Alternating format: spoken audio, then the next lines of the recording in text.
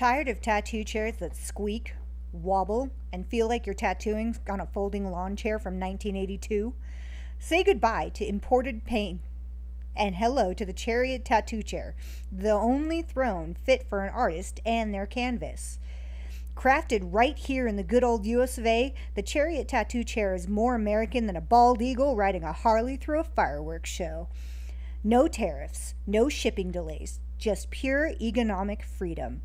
We're talking lumbar support that'll cradle your client's spine like it owes them money, armrests that adjust faster than your last relationship, and a 360-degree swivel that'll have you spinning like a DJ at a block party. Stop torturing your back and your client's dignity. Upgrade to the Chariot Tattoo Chair because your art deserves better than a glorified bar stool.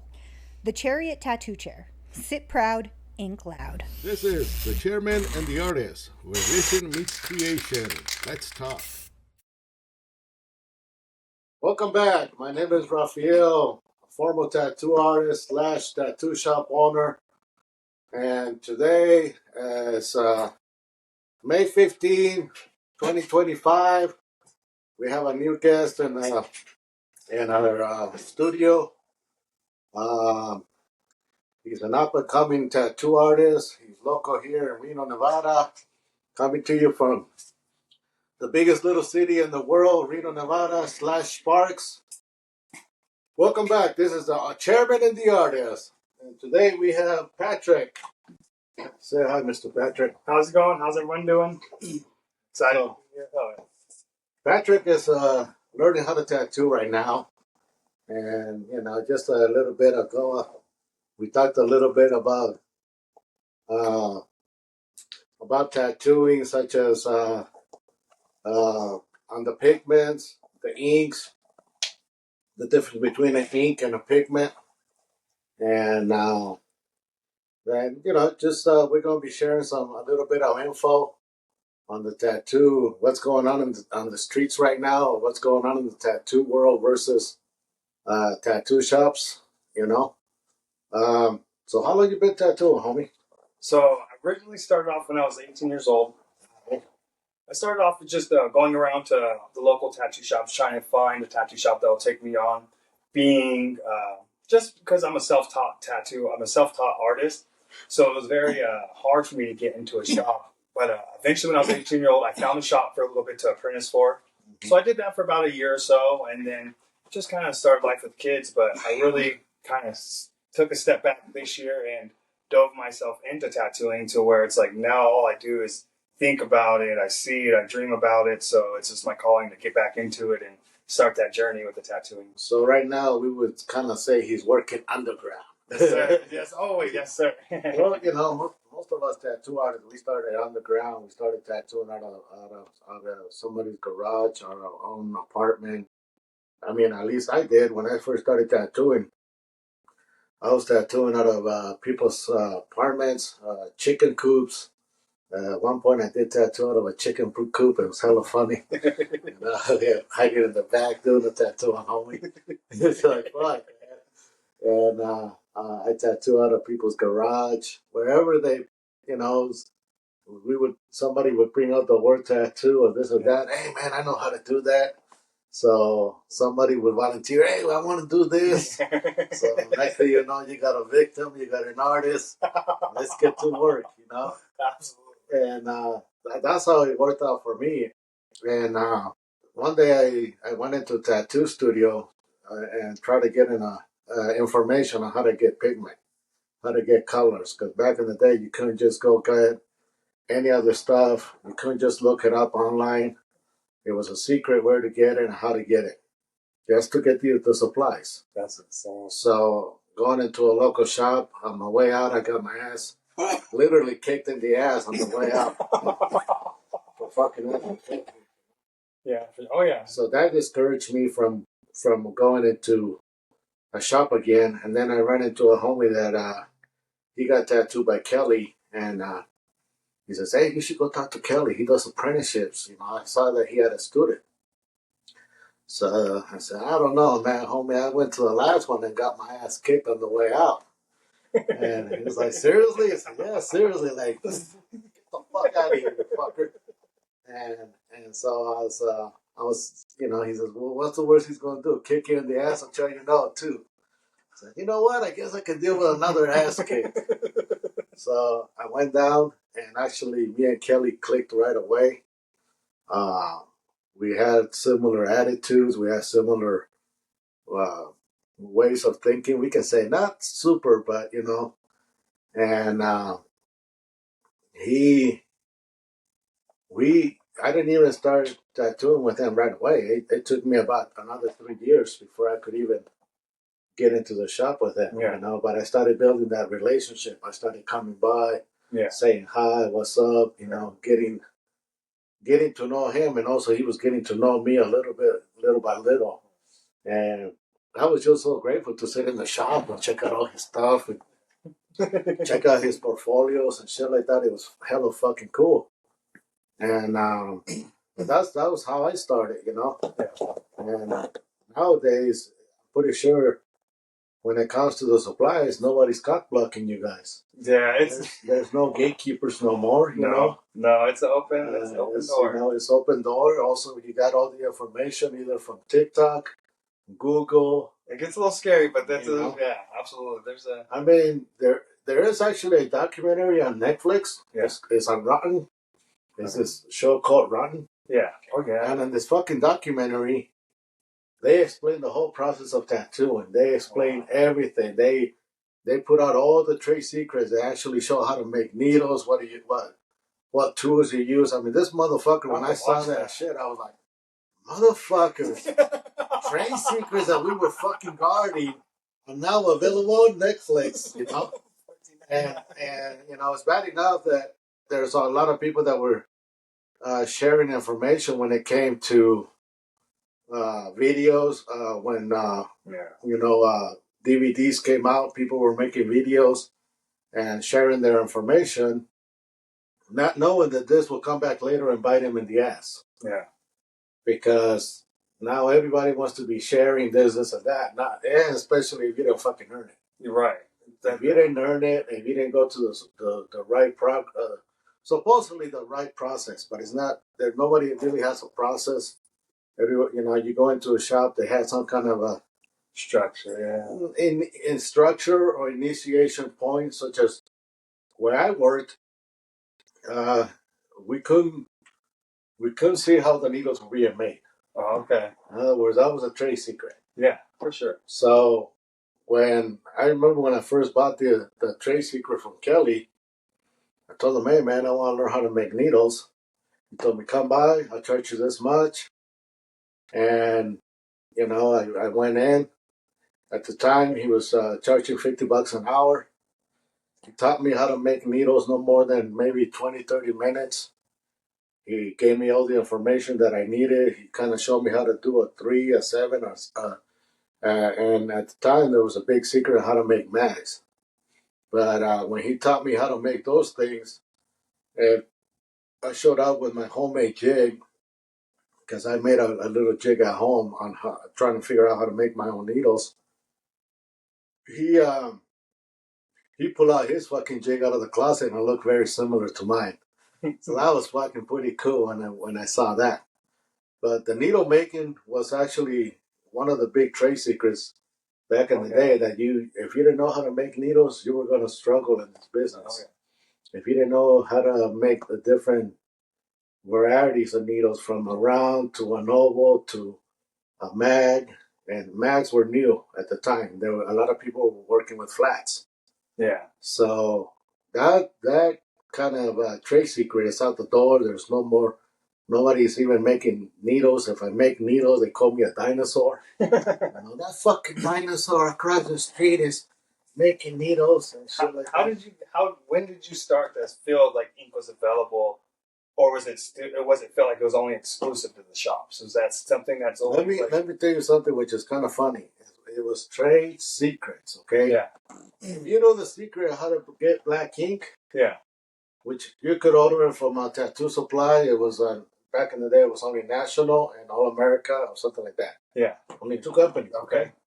And they were in the Philadelphia and New York area.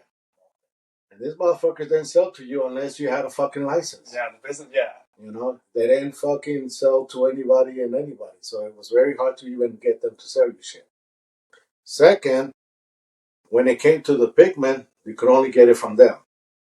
When it came to the black ink, you could actually get it down at the office supply store. Yeah. Or you could get it at the fucking art supply store. Yeah. But you have to know which kind of ink. They have all different Indian ink, but you got to know which one you were getting. They had different brands, different numbers. So once you knew which one, which I believe it was number 17 waterproof, you could go buy this fucking ink at the local fucking office supply store. But if you didn't know the fucking secret, then you'd be buying it off fucking whoever was at the time, Kingpin or any of these companies. They were selling the ink, or National was selling the ink. Yeah. So at the office supply store, you could get a quart for like $35. To the tattoo supply store, you're getting it for $50. Yeah. And shit like that. Okay. So it's a trade secret. Yeah. If you don't know the trade secret, you're gonna pay the fucking cash. If you know the trade secret, then you can just fucking do a lot of black ink. Yeah. And stuff like that. Get in and move, make your money. That's the only one that you could buy down the street if you knew what the fuck you were buying. Right. If you knew. That if you knew. If you could end up with a couple different colors. Well, that's what I'm saying. Yeah, that's and the part. Some of these inks are not designed to go under your skin. Yeah. So you can end up with a real fucked up skin. Something nasty. Skin irritation or stuff like that. So that's a big difference. That was on the skin. That was on the ink. And then you got the pigment. The pigment only came from tattoo supplies.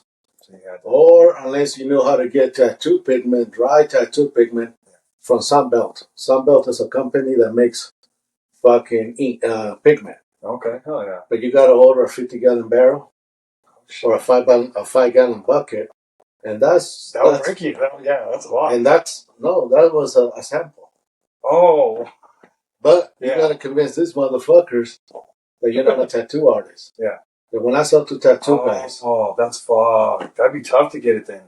Yes. So the only one that was buying ink from them or pigment was National. They could be able to order by the bucket. That's insane. We had Kelly. I still have pigment. Kelly had a way to get it from the Sunbelt company. He told me the trick on how to do that. Almost, yeah. You almost have to send a brother to go apply for the job. Like that's insane. Well, like I said, it was a big trade secret. Yeah. You know? Oh yeah. That's crazy. So if you don't know the history of tattoos, you're gonna get a little history lesson today. Oh, yeah. Ink caps. You know the caps that we use for inks? Yeah. They were not actually designed for tattoo use. Oh, okay. Those are caps that were supposed to go on little bottles to keep it from spilling. And they go on ancient parts. And they go on fucking threading parts. But somebody decided that to use those for ink caps. Yeah. And now they're ink. Now they're tattoo ink caps. But that was something that borrowed from another industry. So they didn't originate. Because it was real simple to just dispose of them. Mm-hmm. Before that, it was very common that the people would use little disposable mayonnaise, paper cup. Yeah. I didn't know that. That's crazy. Yeah, that was, bottle caps. If people would use that. If you were ghetto, you would use a bottle cap and then throw the bottle cap. Water cap. There was no waters in the back. Bottled water. Yeah. The green soap kind of style, Well, that was the other thing. If you didn't, green soap is a big fucking thing. You guys, I don't know if you guys even appreciate it or not. If you're tattooing in your house and you don't have green soap, trying to wipe that blood off and the pigment is not fucking easy. There you go. It coagulates on you. It does all kinds of shit. So the best way to clean that blood was green soap. Oh shit. That was another one that you couldn't get easily. You know? It's still popular. It's popular. A lot of companies right now, they're taking the green soap and they're calling, so they're calling like right now. Yeah, everybody's renaming them. Everybody's doing the same shit, But green soap is green soap. And prior to green soap, there was actually another recipe. An old timer told me this. Palm olive soap or something. You mix these two, you create a real nice, because it's not easy to clean up blood. Right. So that's where the green soap, So it wasn't easy to get green soap and shit like that. And if you knew where to go or how to go, green soap, we had a company here that I knew the guy that ran it, and he was selling medical supplies. So it's a medical supply product that you can't just easily get off the fucking counter. How are the stencils being done? That's jumping in my mind right now. Because nowadays the stencil, when I do a stencil, I'll just jump on my phone, press two buttons. I have a printer bar that's Bluetooth. Put the carbon paper in there. How would you guys do that? How was that transfer paper or carbon, or you guys draw? Well, when I started tattooing, there was a trick on how to use a carbon paper. A lot of times back in the day, you had paper that came in with carbon where you could use it to make tracings or carbon. You know, when you write a receipt, a little thing had a little carbon thing when you write, and it would transfer. So you could use that. What you use is you put that and trace over it. Yeah. But if you were lucky enough to get yourself a hold of carbon paper, it wasn't like that kind of carbon paper you ran to the thermofax. It was a carbon paper that you trace over it, kind of like on the opposite side, and you would get the reverse on the other side. So you have to make sure that your fucking stencil is reversed, and then you would use this carbon paper as much as you can until it was fucking done. For sure, to get your worth out of it. And shit like that. So one carbon paper could last you half a year if you knew how to fucking use it and shit like that. Yeah. You know, and then here comes the thermofax. The thermofax was used for something else, and then the tattoo industry adapted it. That's the black. And those sons of bitches were not easy to get a hold of. I bet they're expensive shit too. When I ran into them, we were getting them for $800. Yeah. Versus right now, you can go on fucking AliExpress, Alibaba, eBay, and get one of those little fucking things, and it's fucking cool. But those big ones were not easy to get, and the parts were not easy to get. So you had to know somebody that knows somebody. I knew the motherfucker. I actually knew where he lived. Oh, shit. I would drive all the way to Sacramento to go buy one or get my shit fixed or buy a light bulb. His name was Phil. So this was a lot of, back in the day, the tattoo industry was very small. Like Reno only had 3 or 4 tattoo shops. Wow. Sacramento only had like fucking 5 tattoo shops. Really? So you knew everyone in almost everyone. Well, yeah, you knew who was in what city and this and that. What we're putting out. Versus right now, you know, fucking. It's just fine. It's just there's so much going on right now. Well, the thing is that you can easily open up a tattoo shop without a lot of money. Yeah. You know, you can put people to fucking work in a tattoo shop real quick. You can go buy them a massage table. Yeah. And put them to work and make some money and stuff like that. Getting the supplies is not a problem anymore. No, the supplies, I see that without being the hardest part, and then having the talent too, because like getting the supplies, but knowing how to use them and not wasting the supplies. I see that would be like a big problem. Like you're saying with the black ink, you may have got the good black ink this week, or may not have, but if you didn't have the knowledge or what you're doing, the skills to do it, you're wasting all your product. And I see like that was a long. Not so much as a product. You're fucking out people. Oh yeah, dude. Fucking Rogers coming back with his fucking tattoo, fucking. This is your homie that lives in the hood, motherfucker. It's not about the supplies. You know, if you don't know until that shit heals. So true. You know, and there's your fucking work on the street talking shit. Yeah, it does that. I know. I'm a beginner. So imagine that, you know. Oh, yeah. You can hurt people by not using the right pigment, the right ink. Goes deep. And also not knowing how to take care of your pigment, how to keep it from nicely sanitized so nobody fucking does any cross-contamination or contaminate the pigment. Yeah, that's a big deal. Like, if you fuck up the pigment, you know, you wouldn't even know that you did so many you can do 5 roses that week. Yeah. And then 3 of them come back and you realize, oh fuck, which ink did I use? I gotta pull that off the fucking shelf before you start hurting other people. Yeah, for sure. Like, you know? So yeah, it's fucking stressful bad when you fucking your family members come back and their shit looks like crap and this and that, and hopefully they're not gonna fucking report you to the health department or somebody. Oh yeah. So it can be scary. It's not an easy.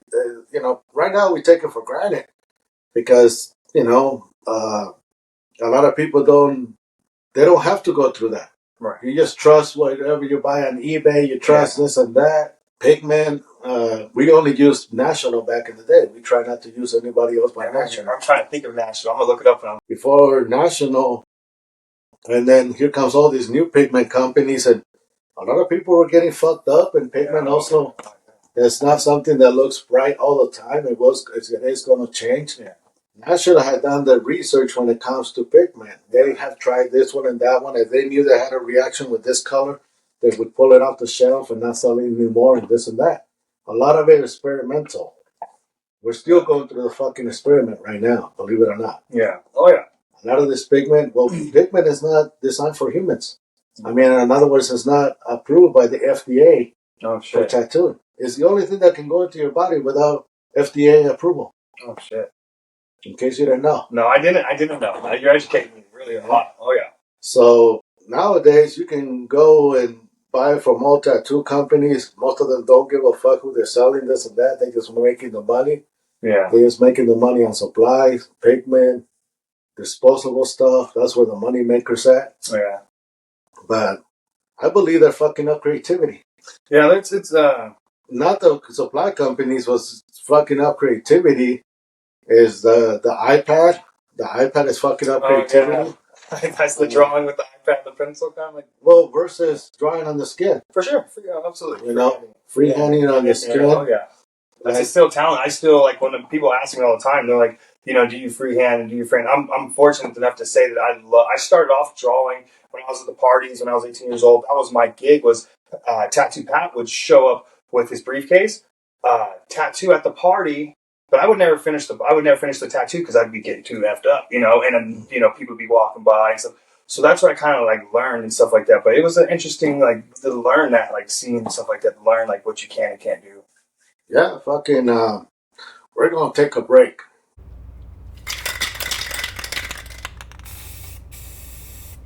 Welcome to Graffiti City, your one-stop shop for graffiti supplies. From spray paint to markers, caps, and merch, we've got it all. Let's get creative. GraffitiCityNV.com. We're back for this thing. So, tattooing right now is very, very accessible. Anybody can get a hold of tools. Yeah. Anybody can get a hold of videos. The art is an everyday thing. I mean, you can sit in the shedder and check out art on Instagram every fucking day. Yeah. You can get inspired by looking at all these cool tattoos. It's very different. When the iPad came out, I thought it was cool. It's awesome. It's a good way to keep all your files there. And yeah. You got them on Procreate. Still learning. It's pretty cool to learn how to draw with the iPad. Yeah. But I don't know. Why should I draw when I can copy and paste? Why should I draw when it's big? So a lot of copy and paste is going on right now. That's all it is. So copy and paste. The Pinterest. You can get art from everywhere. Yeah. You can get art from Pinterest. You can get art from Google. You can steal it from other tattoo artists. Screenshots are biggest. You can do screenshots. Yeah. If we catch you taking pictures of our fucking portfolio at the shop, I bet that's hell. Yeah. Yeah, you might be looking for an ass whooping. He said, "That's my chopper." If you were trying to copy one of our original pieces, there's a good chance you were going to get your ass kicked. Yeah, it's a big deal still. It's a big deal now. No, motherfuckers, everybody's posting. Everybody can steal your shit, whether you like it or not. Yeah, but they still Roger can steal your shit across the country. Why should they get mad? Yeah. If you post it, they're still fighting right now. I got two guys right now. I have one shopping friend in New York. He's big in tattooing right now. They're actually fighting because they're stealing each other's. So he'll post on Instagram, and the guy in New York is screenshotting and tattooing on his customer. And then the customer actually flew out there so he can go show it off to him. He paid the guy to go show it off. So it's just getting real. Like they're just, it's everyone's some people were also trying to say, "Oh, I want to show that I can do just as good as this." True that. There's that. I mean, there's people that, if you were tattooing back in the day, they would sell flash. So you were tattooing somebody's flash. You knew that, this is Capo Bianco's flash, or this is Tony Savaro's flash. Yeah, and you had a way to say, "Hey, Tony, I just did one of your monkeys. What do you think? I just did one of your pieces." Then you were kind of looking for the approval or the criticism from the artist. But now you're doing a fucking straight up stealing somebody's tattoo or somebody's custom shit. Yeah. Or somebody's fucking copycat from another motherfucker. Yeah, a third party copycat. the tattoo, it seems like the originality is going down the drain. I thought this fucking copy and paste was going to bring more originality, which in some places it is, but at the same time, it's overwhelming. It's destroying the creativity. Yeah, and I see it's destroying the creativity. You know, absolutely. I think there's. When was the last time you drew something custom out of your head and right onto the motherfucker? So I'm a constant artist. I'm actually drawing on people all the time when I'm at work and stuff like that. But just kind of to piggyback on what you're saying, it's kind of bugging me because I started off learning about the tattooing, let's say 2015. And that's when I learned about Tony Sabaro and his book and what it took to buy a Tony Sabaro book was $44. Nowadays, you don't even see, like you said, Tony Sabaro, you wouldn't see a Tony Sabaro on a copycat artist because they're all copying some of the basic stuff. So it's kind of sad to see some of the images I've seen on 4 different occasions. I've seen the same skull, same butterfly on the same person that's on my Instagram and TikTok. So why I say the Pinterest deal and the whole Pinterest artist because I really am seeing you see the same tattoo 5 times over. At what point are we not available at looking art, creating art, and drawing art? And that's where, like I said, I'm an abstract artist. A lot of my art, it may not make sense, but it's the flow of it. It's the what you're getting from it, and that's what I love about my art compared to other people. My art won't ever make sense, but you'll be able to see what it is. It'll tell a story, and that's the uniqueness about my art. And I love that. I don't want to change it because the freehand when I draw on someone and stuff like that, I take a Sharpie and I'll draw on someone, and I have not started that yet in my career where I'm tattooing my art on people because I want to give myself more time to learn, take it to the next level and get really good at the basics. It's like driving. I want to learn to drive the car before I start drifting it because that's my bigger goal is to take it to where we're freehanding it. I want to go up to someone, draw onto them and just let them feel the art, want the art. And that's like them. So like the art's going to call them. So that's why I really see the internet when they're putting these images back to back on the same person, it's scary because I see it's only getting worse right now. It's not getting better where the creativity is jumping out. And you see these guys, and I do blame this, and I'll say this, being just coming up right now and looking at certain art and seeing these artists, it's very confusing when they're explaining stuff through these Procreate and stuff like that. It's almost going backwards and showing art in a slow way. It's confusing because when I learned about art, it was you trace your stencil on the ditto paper, you trace that bad boy, you trace your lines. That would be your pre-drawing before you stick it on the skin. So you got to trace your lines a little bit. Nowadays, it's not even taught that you're supposed to trace your stencils. Nowadays, I'm putting paper in there, and I hate that. So for me, I got the old clipboard to back out. And for all my small tattoos, I really want to retrace them, but I don't freehand them or freelance them because I know I'm not at that level. And it's something I accepted. So I always use my computer print just to do my hearts, to do my S's, to do my P's. I don't get cocky and with saying I can do a perfect letter. Because if I would have took the 2 years to do like script or to do the time, like you're saying, and been under a great artist that was doing, like I have a friend who was at Sadistic Tattoo Shop. His name is Will. He has his own tattoo shop in LA right now. He does graffiti and he did my script back in the day. And it's just like his handwriting. We're talking about William? Yeah, Willie. Will is LA, cabrón. Is that the about time you got deported? So my boy Will back in the day, yeah, he made great. Like I said, I learned a lot and watched a lot. But one thing I watched is how hard and dedicated he was to just one thing, and it blew my mind. This guy didn't do anything else but letters, and he focused and dialed in. And every day, it wasn't a change in tattooing. So that's for me. It's just I want to get to that point where I'm locked in and doing creative art and doing the thing and not reprinting the same image on someone because I see that is a big deal right now, and so it's not getting better. Well, right now is easy. The easier that gets, the better. If you don't have to work for it, why should you? I mean, you're not making your needles no more. You're not, I would make my needles. When the client came in, I would sterilize my needles. And then I would take a smoke break. Then I start working on my fucking client. There was a lot of premeditation on how I'm going to approach this. Then I would just start freehanding on the fucking client. Mm-hmm. I would draw and draw until I got what the client wanted and how he wanted it. And it would take me an hour, 2, maybe 3 hours to draw something where the client was happy. Then I fucking outline. Now I got him committed. Now get the fuck out of my chair and come back in 2 weeks. Now we're going to start doing the color. And in the 3 or 4 session process, I would create something custom. Something very custom, something very unique, something also, I'm not copying somebody else's fucking renditions and shit like that. I'm not copying somebody's color palette, you know? Yeah. And so I have to have the client trust me that this motherfucker's gonna look good. Because I got it in my fucking head. I don't even have a drawing of it.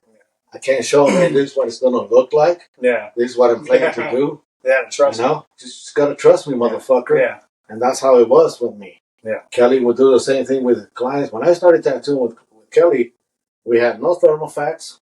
We had no flash. His shop was a library of books, maybe as this many books, but we worked from books. Yeah. If somebody wanted a piece, we would get a book and look from there, a reference for this, a reference from that book. By the time I had 5, 6 books, I would draw my piece on this person. Then I would start tattooing it. If I finished it all in one day, I would. If I didn't finish it, I would set up another appointment and keep doing it. Yeah. We would not rush the fucking work like being rushed right now. Everybody's fucking thinking that they have to finish it in one fucking session. Yeah.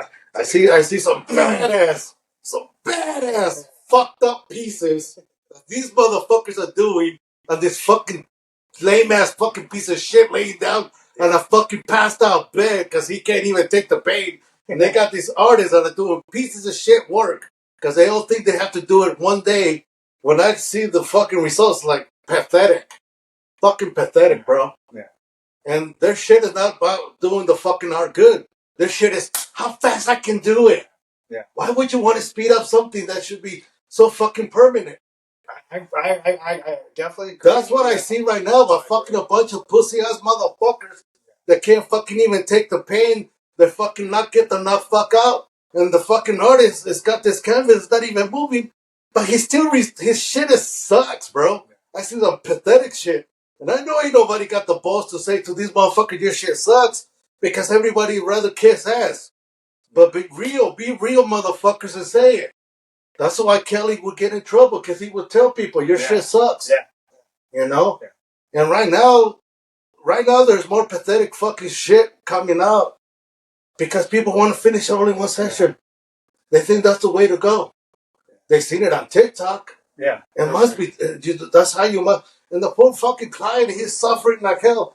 I mean, I would work on my clients for 3, maybe 6 hours at a time. Yeah. If this motherfucker had it too long and he was moving too much, I'm done with you, bro. Get out of my chair. For sure. Come back. We'll finish this. Do it right.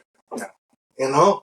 There's no reason why these motherfuckers are trying to pull a full arm sleeve in one session. And they only do the outside fucking pieces of shit. Draw the whole thing. None of this fucking, I'm only going to copy this because this is all I see on Instagram. That's what they're doing, bro. It's pathetic. Absolutely. And last month, I actually, so right now I'm learning the basics right now. Eventually, I want to get into a shop. But noticing I had a friend come back from a shop. They had their apprentice tattoo it was like a clover kind of thing. And it bothered me because she came to me and she's like, Patrick, can you fix it or fill it in? And it ties into everything you're talking about. One, the tattoo was fucking rushed. It was rushed. I mean, the name was crooked. The name was crooked. And I was just, it gave me confidence knowing that if I take the time, like you're saying, take your time, do your homework, understand like each skin type and everything, do those basics and don't rush it, you can come out with a better quality tattoo. And seeing this guy apprentice work when he did it, how can you put the name on crooked? You're in a shop, you've made it. But they're, like you're saying, fucking rushing it, not taking the time. And the black wasn't even filled in. And that's all she wanted. She had like 3 little spots of just to fill in. But it just goes to show, it was like the ink was almost not even black. It was gray. We were talking about the pigments and the blacks. And it almost let me believe they're buying their ink off of Temu. And how do I know? Because I'm a beginner and I've done all the beginning steps to buy cheap stuff to get the good deal. But now I'm at the point right now where I'm buying $58 ink right now, and I'm not even in a shop yet. It's like my friend at a shop, he's like, Patrick, you have more ink than me and I'm in a shop, but it's me, I put more money invested because I want the quality. I have $600 ink in my house. You know, and he's like, I don't even have that in my shop. But it falls into things. I I want to learn the right things, the right methods, and the right timing, and not rush it. And like I said, I've seen a lot of this. I don't know what they're teaching in some of these shops, but it's impressive to see what they're printing. It's not about what they're teaching. Everybody's trying to outdo everybody else. They're racing it. It's like, I'm not seeing really cool one-piece full bodies like we used to back in the day. I'm seeing rush works. I'm seeing, look what I can do in this many hours. Actually, now. And, you know, when I look at it, it's like, your lion looks cool, but it could have been cooler. Yeah, for sure. It could have been done better. For sure. You know? And the way I would work in layers. So that way I do one session, come back, do another session, come back. Combine shape. And then, and also I'm gradually adding layers of colors of pigment. Yeah. So, you know, by the time a piece is done, that motherfucker is really saturated with all the colors and this and that and everything. That's my way.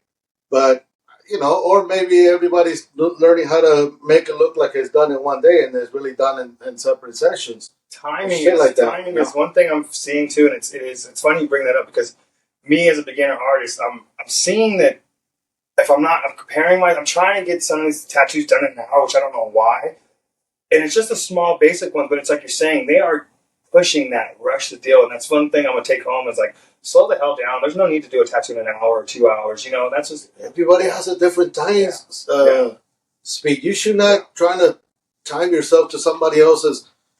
You have different abilities than I do. Yeah, you know, I could probably do something in an hour that will maybe take you 2 hours. Yeah, but it's not that you know that it's also I may have my machines tuned up really well. The artist, the type of skin is different from your client and my client. For sure. And shit like that. Yeah. The area that I'm doing it, you know, tighter skin over here versus over here. Yeah. So, but you know, every piece should be, hey, I'm going to do this the best I can.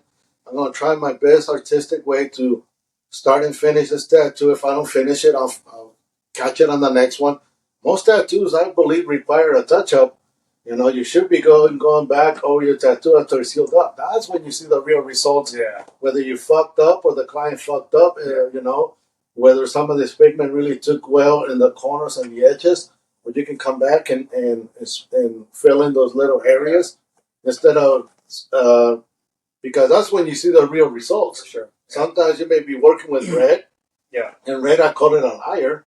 Because the motherfucker looks like a solid, but then when they come back, you can see all the splotches and shit. Then you need to go back over that red again and saturate the red again. Red skin. And now that fucking rose is going to look more redder, more better. Also, when people heal up, they have this kind of like transparency where the red almost looks like pink. Yeah. And well, it's mixing with your skin. And your skin, you know, once the pigment mixes with your skin pigments, that red is not going to be the same as it looks on your skin as it looks on my skin. Right. You know, you're tattooing different shades of skin.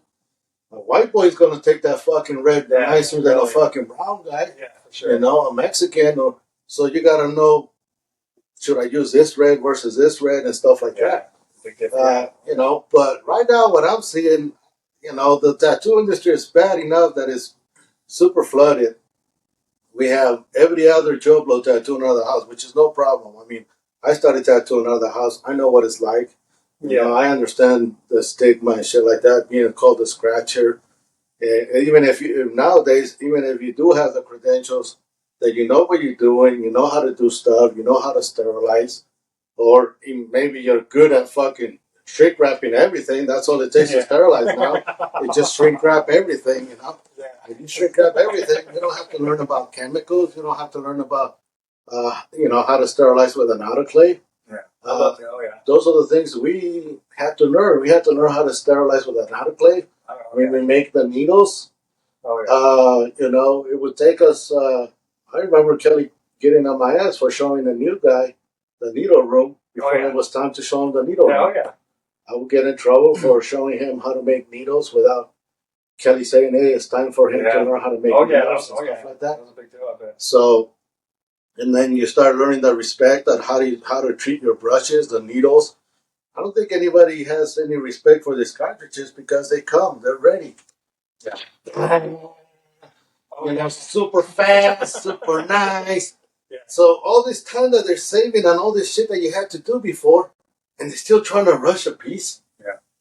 Why not use that time to do detail today? Make sure the colors in there solid, or have a little more time to make sure your lines are smooth. Yeah. Instead of trying to fucking show me the next reel because you're so fucking want to impress somebody. But right now, it's sad. I'm seeing more disasters, and I thought with all this flood of tattoo artists, I thought the tattoo industry was going to be fucking insane. It turned into a situation that it's getting crappy. It's interesting too because you see right now a lot of they're starting schools right now, and it doesn't kind of make sense because it's like a digital school. You're like on a video chat school, and it's like I'm not sure if these guys are coming with the knowledge in the background or if they're just popping up in a pop school, like just a regular here, quick money and come in. Because right now you can go online for $165 a class, and it's only an hour and a half. I looked into it. It was embarrassing. It was like embarrassing. But you're going to spend money and you're going to say, okay, can I learn something from this? Maybe you learn what not to do. There you go. So you still learn something. Yes, sir. There it is. Yeah. Maybe you learn that you feel like you got scammed. Yeah. But maybe this guy will maybe teach you a new little trick that you said, fuck, I wasn't thinking of that. Yeah. That 160 is worth it. For sure. That's a good point of view, yeah. I mean, if I was to take you as an apprentice, this is the first thing I tell you, and I don't give a fuck what you motherfuckers say. Fuck all of you. This is the fucking thing that I would say to you. Yeah. I need $10,000. Okay, yeah. And I'll teach you for 3 years. Oh, that's a steal. Okay? That's a steal, yeah. We're going to make a contract. You don't fucking leave me for 3 years, motherfucker. All right. Okay? Yeah, that's the deal. Oh, yeah. I'm going to teach you how to make needles. Yeah. Back in the day. How to do Facebook advertisement or whatever, marketing. Mm-hmm. I'm going to teach you Photoshop back in the day or Illustrator. Yeah. Now you got iPad. Maybe I'll teach you that. Yeah. I'm going to teach you about pigments. I'm going to teach you the history about tattoos. And in the period of the time, most likely we're going to make a deal that you may even do that in payments. Yeah. Okay? That's a hell of a deal. And as you're learning, you get to see me deal with real clients. Yeah. You get to see me talk a client into doing this, and that. This client may come in for something like this, and he's going to walk out with something like that. Yeah. Because his fucking idea was fucking stupid. Yeah. He wanted a dragon all details. Like, for me to do this dragon, we're going to do it this big, bro. Yeah. I'm not going to fucking waste my time on fucking doing something so small that it's going to look like shit in 10 years. I want to do an impressive piece of art. Yeah. So you will see me do that. Yeah. And then you get to understand when your clients come back, we're going to show you where you messed up, how to touch it up, how to make the client make sure that they come back so you can study your work. Right. Absolutely. So you can see the evolution of your work and all that. But you're also going to learn from my pack, whoever the fuck I got tattooing in the shop. Yeah. You're going to learn from all those guys, little tricks of the trade and shit like that. Yeah. You're going to learn how to tune up your machines.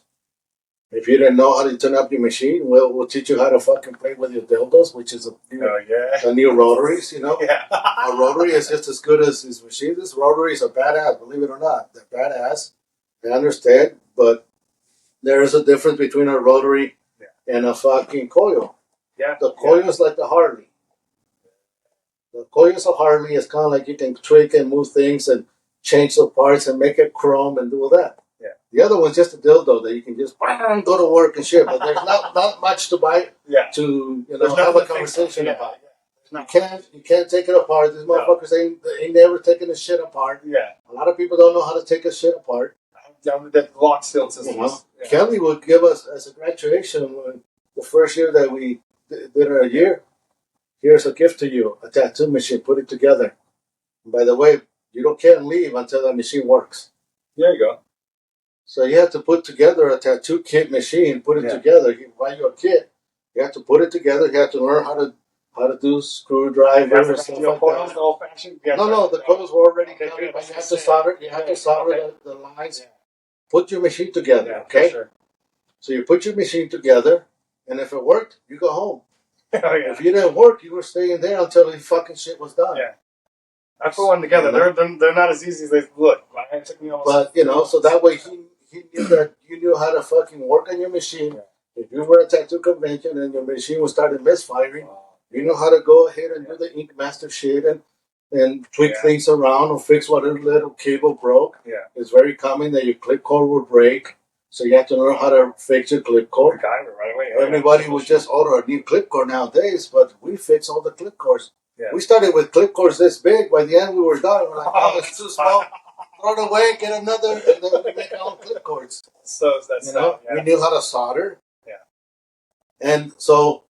And for 3 years, I get to benefit. Hopefully, I make some money off of you. Yeah. But now you got a trade that you can take to prison.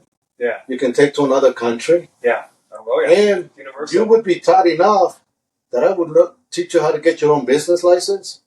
Teach you how to go open up your shop. Did I not do that? A lot of my guys that went out of my thing, they got their own tattoo shops. Yeah. You know? That's a big deal. So when those fuckers got their own tattoo shops, that means I did it right. I helped them out. Yeah. I didn't just fuck them over on $10,000. Yeah. But if you ain't paying me shit, motherfucker, why would I go out of my way to teach you? What makes you think I'm gonna fucking say? If you're paying me, every day I have to figure out what to teach you. Absolutely. Now either I may teach you. Hey, come here, homie. I'm gonna teach you how to set up for a tattoo. I'm gonna teach you different ways to do a stencil. Right. And if you're in prison, I'm gonna show you how to use this or that. You know. Yeah. I'm gonna show you how to fix the thermofans. I'm gonna show you where to order it. All that stuff. So that when after 3 years, if you told me fuck you, Raph, I'm out of here. Hopefully you open up your shop and you know I'm glad that you're out of here. We can't work together. Yeah. You know, because we call it a 3 years rock star. Most motherfuckers will feel like a rock star after 3 years. And by then, they would also want to go deal a better deal with somebody else. Yeah.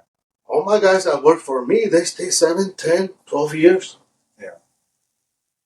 And the 10,000 wasn't really like, I wanted to teach you. I want to make sure that I go out of my way to teach you.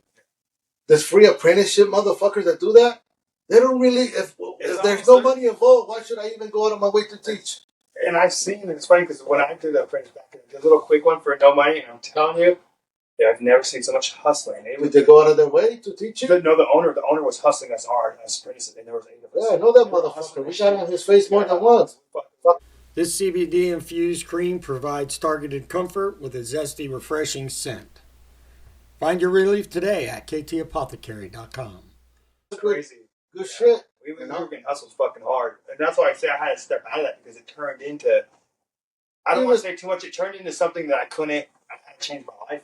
It changed my life. I was just doing next level shit that it wasn't, I wouldn't get here. But yeah, absolutely, for sure. But now, nobody's paying that rate. Nobody wants to pay that rate. Yeah. To be a barber, you got to pay $20,000. Yeah, absolutely. To go do nails. That's to be a barber. Yeah. I got a friend that does. Works at the glue. Does that. So why is $10,000 so high? That's not. As soon as you said 10,000, I thought you were undercutting. That's a good deal. 10,000. Oh, and that was, that was when I talked to other tattoo owners back in the day. They would tell me, "Hey, this is how much I charge. This is how much I charge." Some of them would charge $5,000. Some of them would do $2,000. Some of them would do $10,000. It's paying right now in Las Vegas. I just talked to a shop out in Vegas to get on. So you have to have your health. So the health and blood card, which is a state test or something like that. It's a health hazard card. It's pretty much like anything with blood, bio, so that's what they want in Las Vegas, and then you're paying them right now in Las Vegas. It is. They want money right now. Should be paying for that every county. It has that. Yeah. But I think it was like one now $1,600. I think they wanted $1,600. I don't know if that was a month or if that was every 2 weeks because it was a serious deal, and you have to be studying for your card. If you don't have the card, you cannot start the apprenticeship. And the card takes right now. I have a certain food card that took me 80 hours. It's pretty much it's a 2-hour test, and it took me 3 months to study for it. And I passed it, but it took me 3 tries. And it's the same calculated test as the one that they want for these newer, like to have in a tattoo shop. It's like a Bloodborne. So it's very interesting that it's definitely. Well, Mike, one of my apprentices, he went down there. He got his card. Hey, bro, they're asking all these questions that we know. This and that. I was part of the health department here. I was part of the committee. I went and when we made the rules that I said here in Nevada and Reno, Yeah. I was in those meetings. Yeah.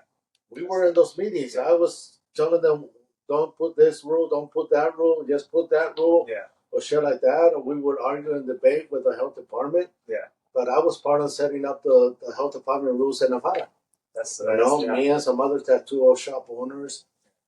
Not everybody would go. Not all the shops went. Yeah. And shit like that. But if you were my apprentice, I would say, come with me. I want to show you how to deal with the health department. Oh, and by the way, when the health department came, you had to take the health department and do the whole fucking thing with him. Yeah. The whole walkthrough and when that was one of your, like after a year, hey, health department's here. Okay, homie, the apprentice and the health department. What do you mean? He's gonna walk you through. He's gonna answer all your questions. Let's see if he knows. Yeah. That was your shit. Yeah, motherfucker, you better you don't know. And the guy's like, we usually will do the health department with the owner. Yeah, but what about when I'm not here? Yeah. Is this motherfucker going to slack off? He needs to know the rules. So did you do 1 year with those guys? Did you do the what with the health department? So what happened there was a Reno Tattoo Company when it opened up. I did the health inspect, and I was just there because that was my interest, was all I wanted to do, and that's all he was doing was opening tattoo shops those past 3 years. He opened 5 tattoo shops, Reno Tattoo Company, Sinister, Sadistic, all that stupid ass shit. So every other apprentice that came out of there was really. It was definitely. They were struggling. Because they didn't have the right guidance. Homie didn't have the. He was just taking people's money. I would only take on one motherfucking apprentice. You. Until you were done, then I would take on my next motherfucker. Yeah, and it was definitely interesting because I'll speak on this a little. A lot of my friends that came out of those shops,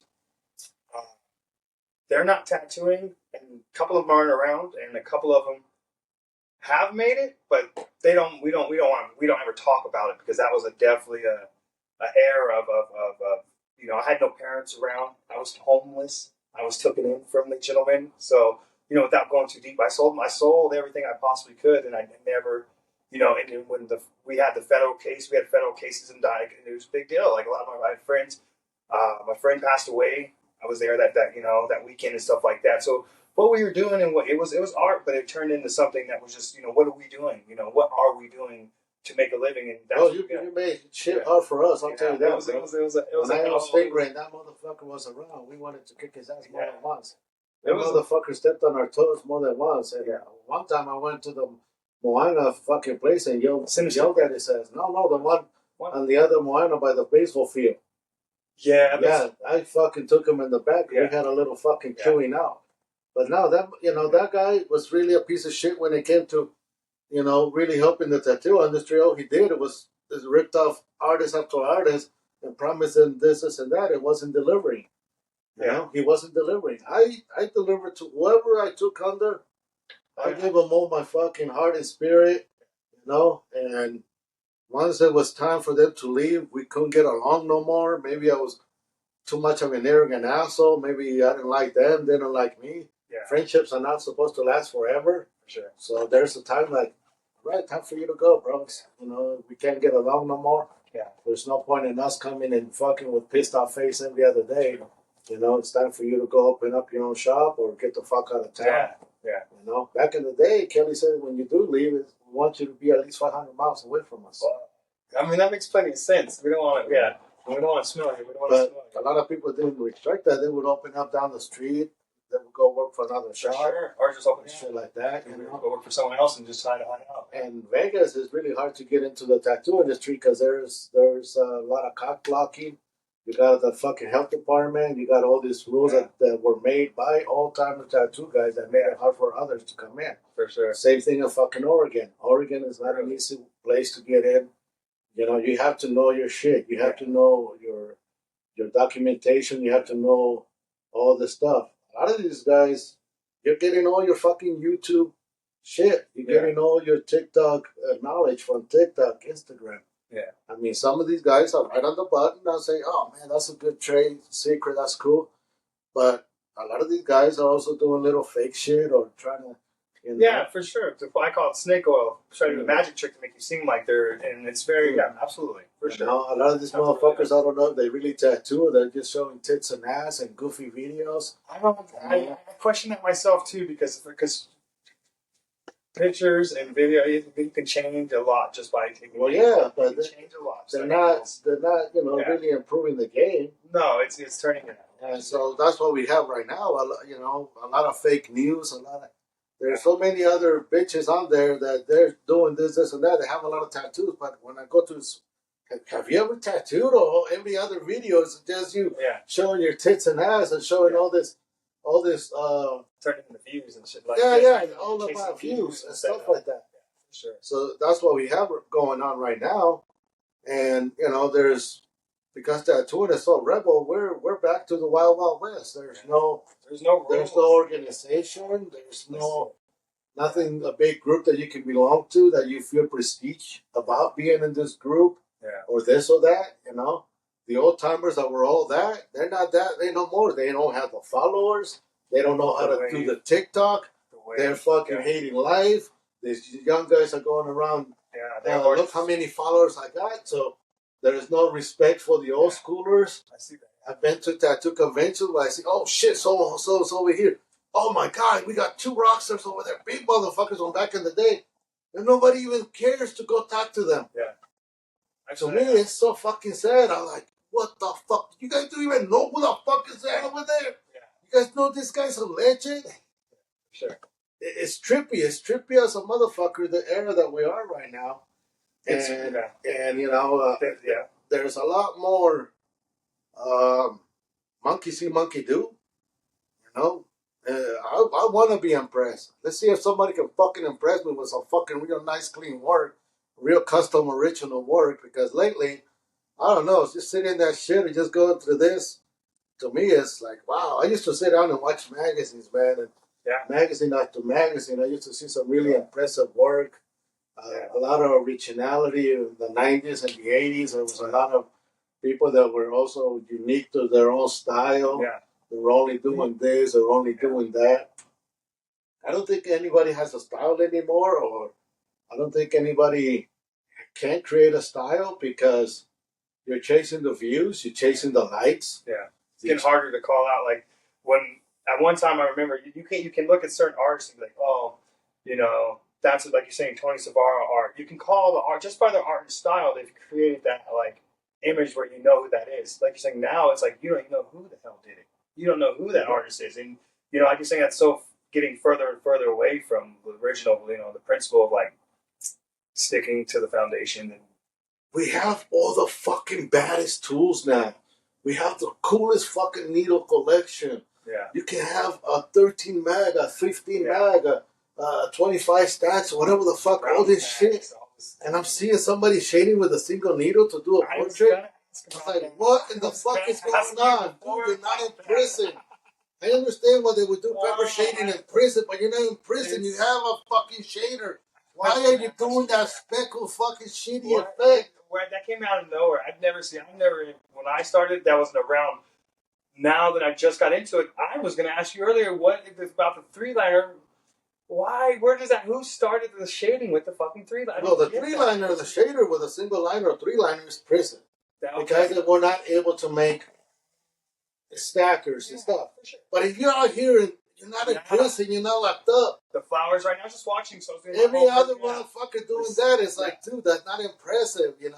You're shading like this, it's just not impressive. They're doing the whole image too on a pepper shading. They're doing the whole face on pepper shading. I don't know if it's like pixel art or like some San Francisco monkey see, monkey do. I don't know where they got people like that effect. Some people like that effect. Yeah. Others don't know any better. Yeah. They don't know the history. It's turning into dot work, almost like San Francisco dot work. There's a lot of dot work, and the reason why is it's easier to do that with a rotary machine than it is. But also, like, people went out of their way to invent all these needles, to make all these needles, so you can make a smooth shade, so you can make this, and not create that thing. If you came out with a pepper shade, it was because you were in prison or something like that. But now, we would have people come in and I want this tattoo done in prison style. We're like, really, bro? Okay, we'll do it, but it's like going back to almost like, dude. You should call me back in the Well, I'm gonna say, you want me to put a pointer over there so we can keep an eye out for the prison guard? Yeah. You know? And it's like, dude, we have this technology that we can do finer shade, better shade. Why not? You know, and somebody goes, no, I want it to look like I went to prison. Well, you're a faker. You're even more fake than a fucking prison. And you want to make it look like you went to prison?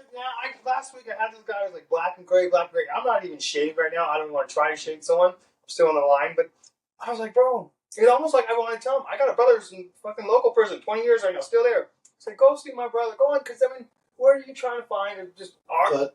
But that's what's going on. Yeah. And some of it is because people don't understand the history. They don't know it. It's monkey see, monkey do. I like it. I like how those flowers look. Can you do it? All right, yeah, it's kind of like going back in time, and it's like, fuck, bro. They're not even tracing the outline. Last week I was going over with my coworker's arm and she had all these flowers. And that's just like, they laid the stencil down. Looks like, and it just scratched. Like they're just doing, like scratching. Well, if you see it on YouTube, that's the way to do it. If you see it on TikTok, that's the way to get a line is by doing this instead of doing a big line. But it was like, that whole.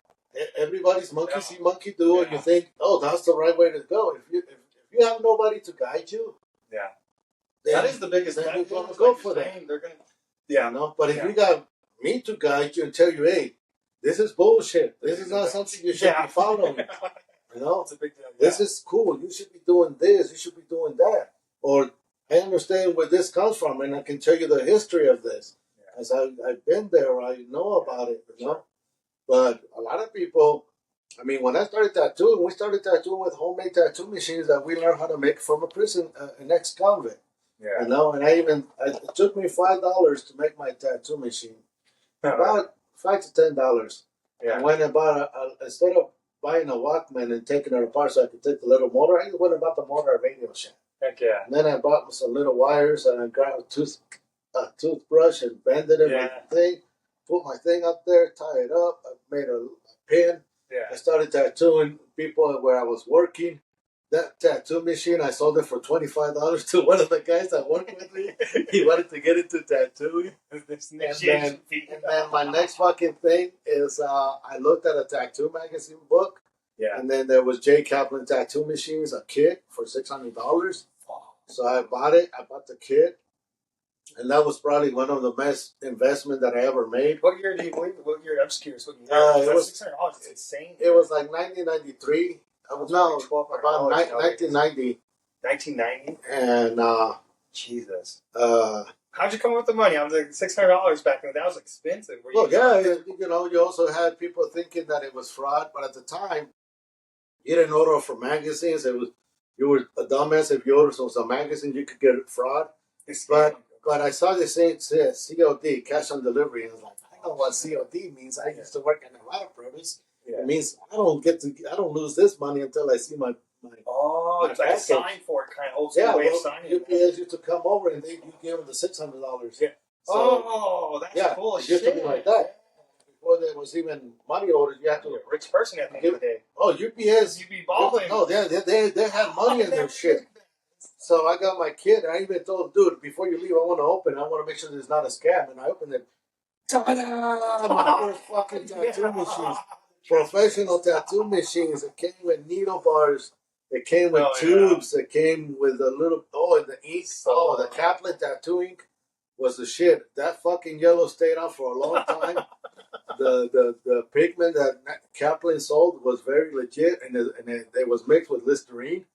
When you have green soap and Listerine that smell, oh my God, it smells like a tattoo shop. That's one of the coolest shop smell, that Listerine and fucking green soap mixed together. And so I started tattooing the homies in the hood. My brother started taking the machine, started tattooing the homies in the hood.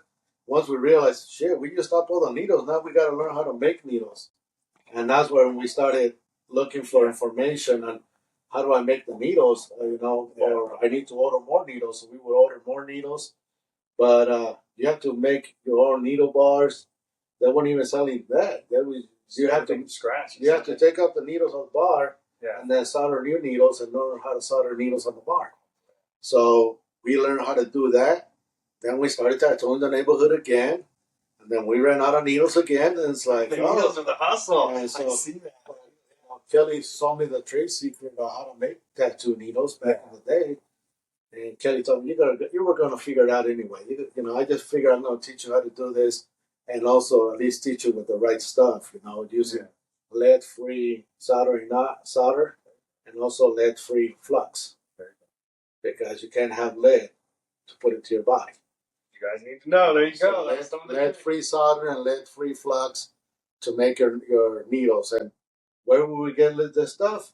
You have to go to the pots and pans place or a place, and you have to learn where to buy the lead-free or ask for lead-free. And so if you knew how to get it locally, great. If not, you have to order from the tattoo company. They will send you a little roll of lead and stuff. Yeah. You buy yourself a soldering iron, and you would make your own needles. So making the needles was a struggle because some of the needles were not made super good or with this and that. I damaged some people. I hurt some people. Did it take a long time to make a needle, or if you didn't know, you could burn your fingers a lot.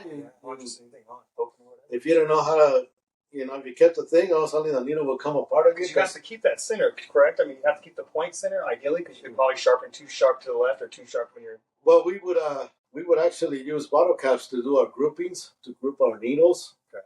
Kelly showed us a trick back in the day, get a Snapple cap, and then we would punch little holes and we figure out how to make groupings. Okay. But we also learned how to make with little mosquito pliers. We would make our tattoo needles. You can make rounds or whatever. I mean, you were probably the creator of that. We made brushes. Those were our brushes. We made our custom brushes. Depending on what kind of work I was going to do that day, I'll go make my custom brush and I will tattoo the client. And that's savage. That just seems like the needles would be like, if you had time or someone to make needles, there's the resale value. But I mean, obviously you'd want them for yourself though to keep your clients. Oh yeah, and we started selling. That's how we met this client. We used to sell tattoo pre-made needles, and we got blacklisted in town because we were doing such a thing. You're good at it, huh? Well, we got blacklisted, let's say, from the other shops, or people didn't like the fact that we were trying to sell supplies. But now supplies are being sold around the corner. And for me, I don't see why it's not more common. We don't have more tattoo supply shops, even in local, or if you go to California, I don't think there's like 2 or 3, and I just don't see much of it. It's almost like there should be half-age, and then I mean, yes, no, you can order everything online. So why open a shop when you can order everything online? Everybody goes to the online store. Same reason. Everybody goes to eBay. Yeah, convenience. But at the same time, it's kind of like I'm trying to do my tattoo supplies and this and that. I'm concentrating on the tattoo chairs and tables. Yeah. And I do a little bit of disposables. Well, my product is the tattoo chairs and the tabourets that I sell. Yeah. But just in the last 10, 15 years, the tattoo supplies, there's no more guards. There's nothing. You can get them everywhere and anywhere. Yeah. From the flea market to fucking Walmart to the local gas station. Yeah. And so trade secrets are being sold out the window every other day. Yeah. So it's almost like one of those things you got to reinvent, but how do you reinvent the wheel when it works? Well, right now, from what I'm hearing too, China's got all the tattoo supply companies. China bought out everybody locally here too. Yeah, that's what I'm hearing. Yeah, when I place my orders and stuff like that, so for certain companies, they'll ask for what they call it's a business license. Mm-hmm. Now they've changed it over the past year. It's business name. So right now I just put my name, Tattoo Pat. But all of this is coming from like Beijing, and that's and educate me too on the ink, because I was taught, are they the originators of the ink and tattoo, like that Beijing, like the tattoo ink? A lot of that is made there. Are they making it there? Or they're just producing it? It's like, who's the originator? Well, pigment, I believe there's 2 big companies or 3 big companies in the whole world. Okay. When it comes to pigment. Okay. And for the longest time in Philadelphia, National had control of the pigment. Thermographics had control of the pigment. These guys were buying pigment and reselling it to the tattoo industry. China was also growing there. I'm pretty sure there was people tattooing out of China. Japan. Yeah. A lot of colors came out of Japan. Yeah. Japan had more colors than the United States at one time. And they were doing it this way. Yes, sir. And so the pigment is a pigment. It's all about how you produce pigment or who you can get it from. Some countries are not producing any pigment. They don't know where to get it, so they have to get it from other countries. Oh shit. Right now, there's a lot of pigment coming out of China, and you don't know whether it's good pigment or not. It's not like you can taste it and say, "Yep, it's the right one." Yeah. You can't do any of that shit. It's pigment. No. Yeah. Until you put it on the skin, and if you don't know if you don't know how to smell it and say, "Oh, this is Everclear," Wow. "Oh, this is Listerine," "Oh, this is There's fragrance on the ink. Well, yeah. There's different ways to know what it's mixed with. You know? Yeah, the base. And also homogenized. How well is it really homogenized? Some of the pigment, is it just shaken or is it homogenized? Homogenized meant it was put to rollers to really make the pigment as fine as it can. The grain, the levels of grain. Yeah, I mixed yellow versus blue. Yeah. Blue mixes a lot smoother than yellow. You can actually feel the grain in yellow versus the blue. Yeah. You know, we used to order pigment, powder pigment. Yeah. And then you have to learn the recipe, how much of this mineral oil or this formula. What if it's a 3 pound, 4 pound, or 2 mixing? Well, you have to learn how much which ratio, the ratios of this and that. Pushing it, and also make sure that if you're mixing it in a sterile environment. Whatever you're using has to be sterile. Because if you mix something and it's contaminated, mustard gas or anything else, you're in trouble. Yeah, now you're fucked. Yeah. So you have to know how to do the pigment has to come out. Yeah. So a lot of the companies were actually tattoo shops back in the day were buying powder pigments and mixing them themselves. Hardly anybody is making powder pigment or dealing with powder pigment or even knows what kind of solutions or this. It's kind of like you're saying the financial behind the purple. You're saying like how it's expensive if you had purple. I didn't know like there was. Yeah. There's the purple that is synthetically made, and then there's the real true purple pigment that comes that is very hard to get and you know, if you look up the color purple, look up the history of pigment, you're gonna be like, what the fuck? Some guys, I know you don't know that either. See that purple, And pigment, pigment is just suspended. It's suspended on the liquid. It's not. It doesn't dissolve. Okay. It's always suspended. So if you grab a bottle of tattoo pigment, like I grabbed this motherfucker right here, even though it's mixed with something else. Yeah. You notice that the liquid separated? Yeah, absolutely. That's because it's suspended. Okay. So I have to shake the fuck out of it to kind of get it to mix. Yeah. But it doesn't dissolve then. Okay. It's not dissolved. The pigment is only suspended. Then it gets pushed onto your skin with needles. Yeah. And then, the healing happens and then the pigment shows up under your skin. Right. But pigment is never, and some people may think, I found a way to dissolve it and make it smoother. I'm like, homogenizing, I understand homogenizing it, but pigment does not dissolve. Yeah. And, it is with the liquid, whatever liquid, it doesn't dissolve into. Okay. It's actually suspended. If you leave your little bottle of red or blue, in a little, 2 or 3 more days, you come back, you'll see the separation. The different layers. Well, you'll see the on top is the separation of the pigment separating from the liquid. Okay. All right. Why? Because it's not mixed. It's not dissolved. It's suspended. It's just suspended in the stuff. So not too many people are teaching about pigment. Yeah. That's why you're confused on which one is real. What company can I buy from? Where can I do my research? What companies, have the legitimacy? For sure. That's what I'm chasing, especially. And how are they mixing this pigment? Where are they mixing it? Are they mixing it in a nice sterile lab? Or are they doing it out of their garage? Absolutely. What kind of environment are these people mixing it? It's huge. No, not a lot of people know how these people are mixing it, who's mixing it. Right. Unless you meet the person and maybe go check out his facility. Right. Yeah. But tattoo pigment, we had an area in the back where I had to clean up and sterilize as much as I could and everything, then get ready to mix. And I was mixing all day. I would mix 2 or 3 colors all fucking day. Yeah. How do you mix it? Is it? Well, back in the day, we're actually using you could use a blender. You could use a beater. Yeah. And then we would use these plastic jugs, but you got to make sure you sterilize everything. Yeah. And then I can't give you the recipe, but you put it Yeah. And then you would make sure that everything is, you sterilize your stuff that you're gonna mix it with. Yeah. Because it was stainless steel, we put it to the autoclave, we sterilized it, then it's time to fucking mix for hours.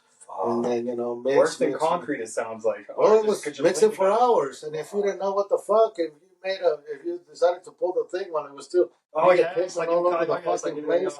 So, but I learned how to mix pigment. I got the trade secret on the pigment formula. Yeah. And shit like that, where I can mix it with, how much ratio versus this. Yeah.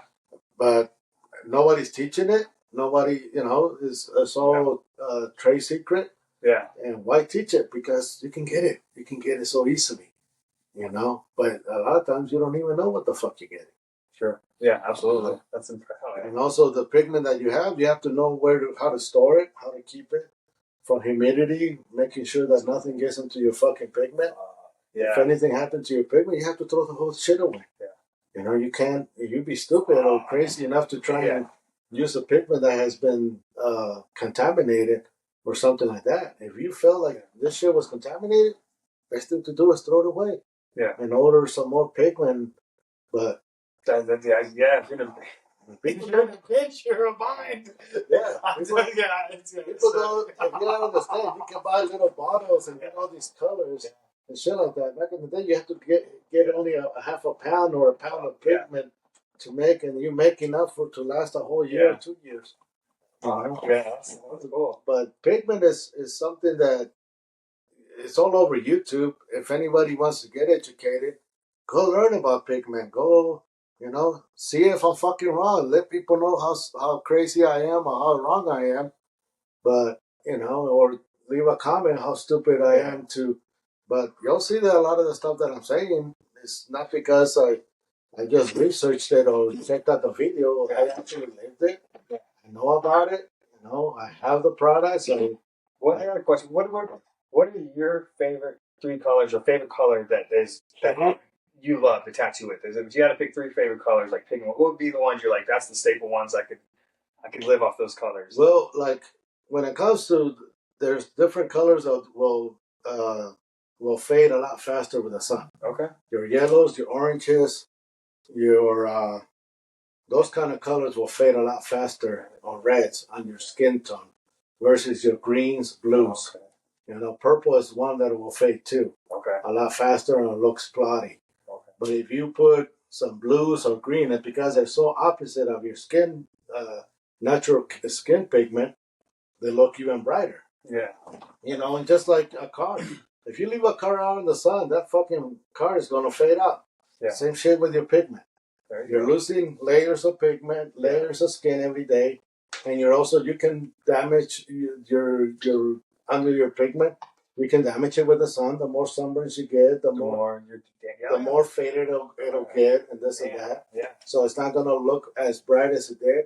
Yeah. But if you did your tattoo big enough, then you can always come back and rework the tattoo and bring back the tattoo to life. But if the tattoo is done so small, you really can't do much about it. You can't rework it. When you look at people, what colors are going to take with them or not. You can look at their skin and be like, that's going to work well with you, or that's something that you kind of learn after a long time, and you study the person and you say, okay, I'm going to try this color, that color, or this shade.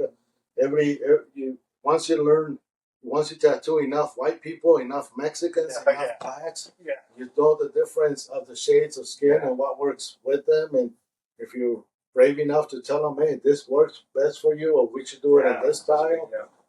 This fine shading portrait is not going to look good on your skin. It's really dark. This kind of detail is not going to show up. Yeah. So you have to figure out how to tell the client. The color portraits are really cool when they're freshly done, but they don't last in the long run. They become very spotty. They become really weird. Like a watercolor. And also it all depends how well this person takes care of their tattoo. What kind of work he just does. Yeah. Does he work in an area where there's a lot of damage to the tattoo area?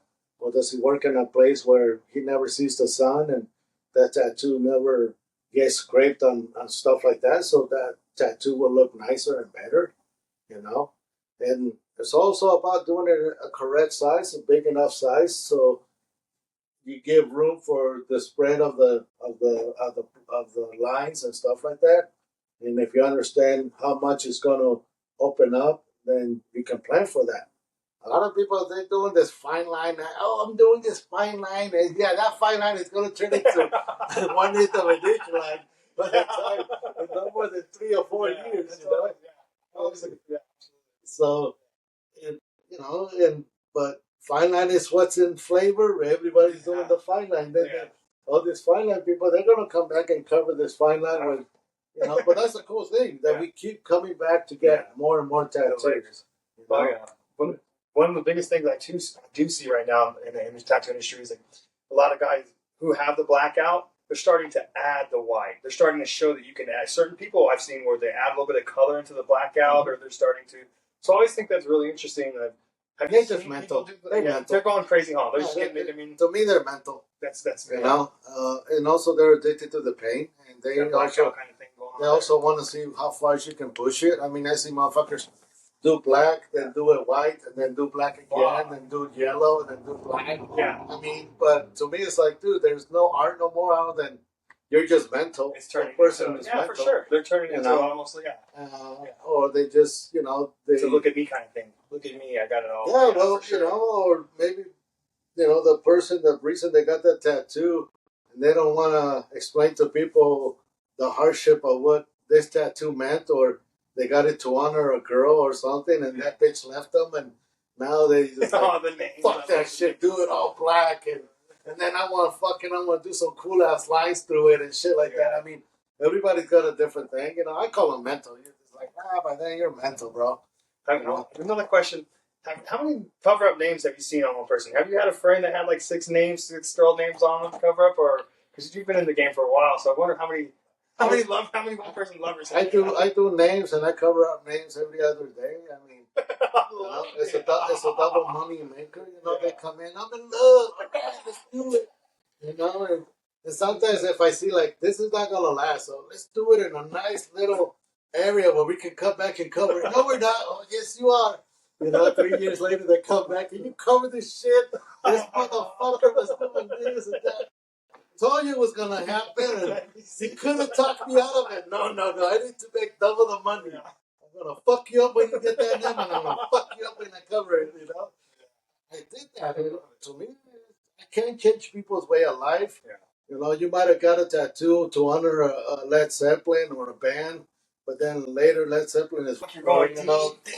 Diddy, you know, if you got a P. Diddy tattoo and now P. Diddy's over there a pedophile, or you got a Michael Jackson tattoo, and now you find out that you know, so you come back, can you cover this motherfucker? So people change, you know, or you feel disgusted.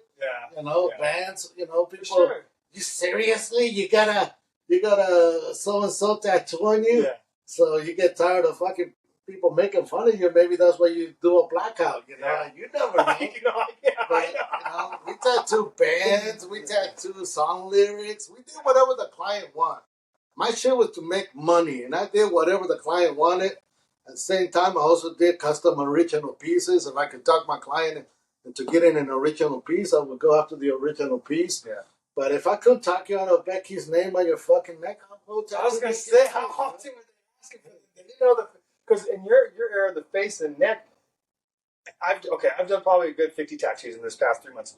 I've had majority of them ask for the neck and hands. I don't understand. Is it like not one tattoo? These guys don't even have a single tattoo. They want to get the big old A on their neck. And I tell them, you know, I don't. Did you have that kind of a problem when you were We had a taboo thing. Unless you can show me you're fucking stable, unless you can show me your life is stable, I don't want to be part of your fuck up. Damn. I know every time that somebody closed the door on you or you didn't get this job, you're going to damn me. Instead of fucking saying you fucked up. So if once I knew that you really wanted to get your face tattoo, then I said, okay, let's talk about this and I will tattoo your face. But if I knew that you were going to cover that shit later, or you didn't want it no more, or this to make it kind of thing. If I have more than one guy come in with tattoo faces and say, dude, it's hella hard to get a job, it's hella hard to do this, you know, it may look cool for a year or two. But if this fashion goes away, or people misinterpret a tattoo, it was taboo. We didn't tattoo hands. We didn't tattoo face unless we knew you earned it. Yeah. If I knew that you were stable with money and this, and that, I'll tattoo your fucking face. But if I knew that I was going to jeopardize your life, I would rather turn it away and say, no, I'll let somebody else carry that burden and shit like that.